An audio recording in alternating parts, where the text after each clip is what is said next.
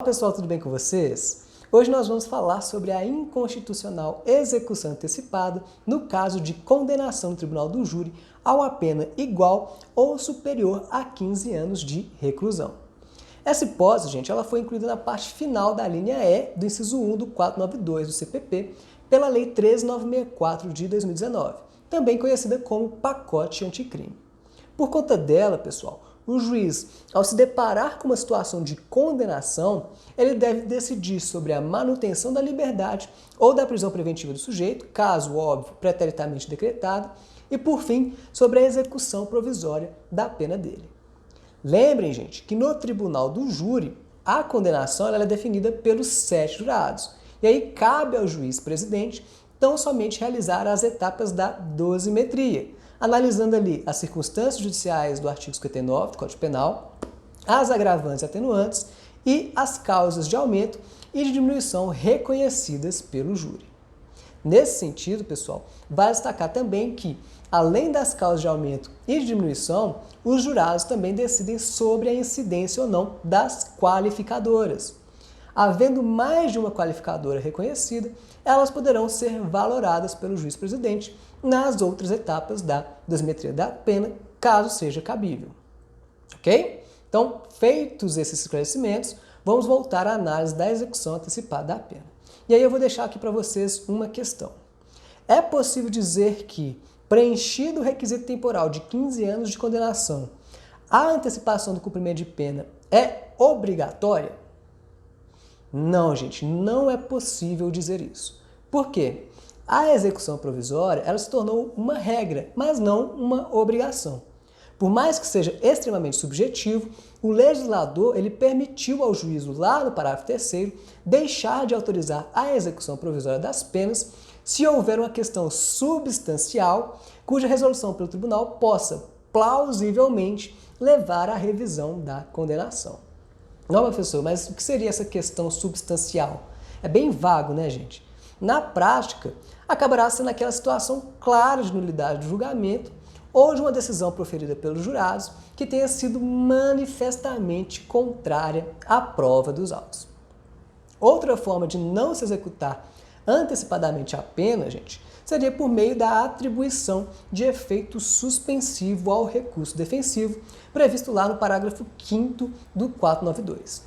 O efeito suspensivo do recurso de apelação, ele também virou uma exceção, podendo ser reconhecido apenas nos casos em que aquele apelo não for reconhecidamente protelatório e também quando levantar alguma questão substancial que pode resultar em absolvição, anulação da sentença, novo julgamento ou mesmo uma redução da pena para um patamar inferior daquele de 15 anos.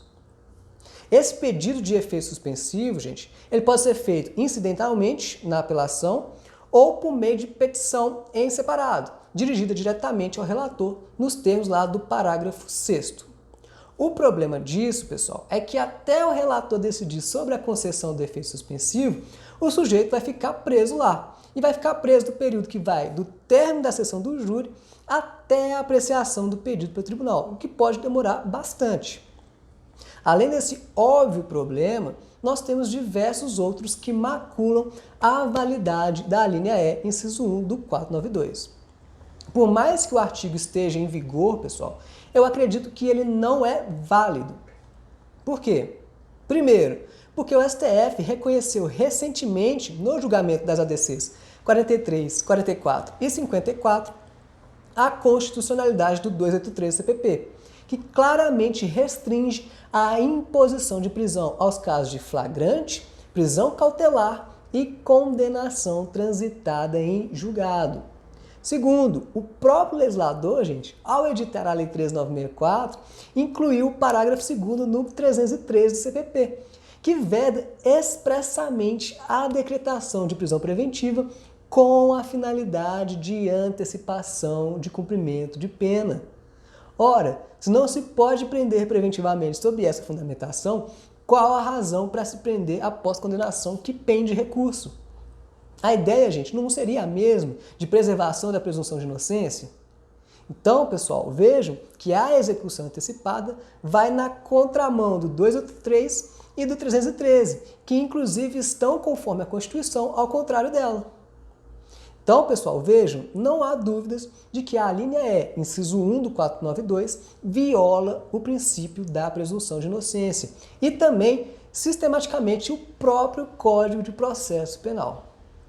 Essa forma de prisão, pessoal, é absolutamente irracional e desproporcional. Por quê? Porque ela não se reveste de cautelaridade. E aí ela escapa dos requisitos limitadores do 282 e seguintes do Código de Processo Penal. Aí você poderia me dizer, mas professor, o Tribunal do Júri só julga crime grave, crime doloso contra a vida. Por isso é necessário a distinção de tratamento. Claro que não.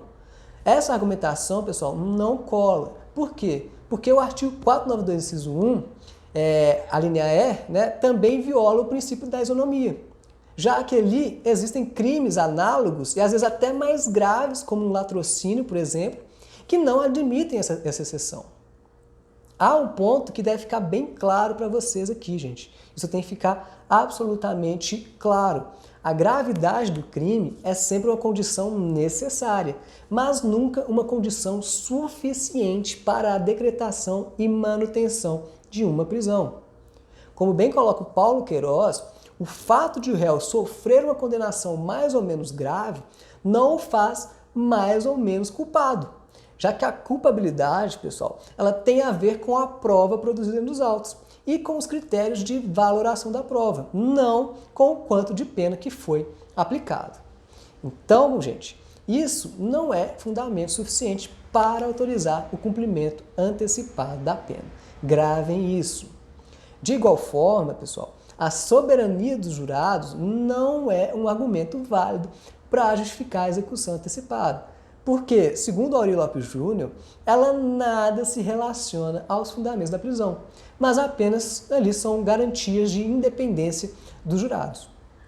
Tanto a instituição do júri como a soberania dos jurados, gente, está ali inserido no rol de direitos e garantias individuais. Então, não pode, por óbvio, servir de argumento para o sacrifício da liberdade do cidadão. Beleza? Então é isso. Espero que vocês tenham gostado e entendido e até a próxima.